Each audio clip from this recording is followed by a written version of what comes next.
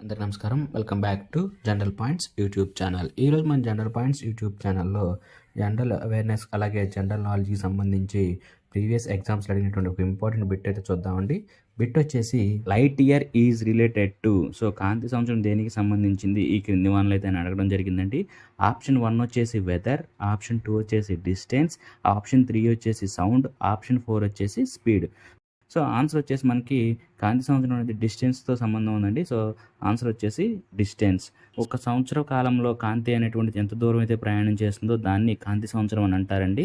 So కాంతి సంవత్సరం అనేటువంటిది మనకి లైట్ ట్రావెల్ ఎట్ స్పీడ్, అంటే ఒక కాంతి అనేటువంటిది మనకి 3 × 10⁵ km/s స్పీడ్తో అయితే మనకి ఇది ట్రావెల్ చేస్తుందండి. So 1 light year is equal to 9.46 × 10⁻12 km. అలాగే 1 parsec is equal to 3.26 light year.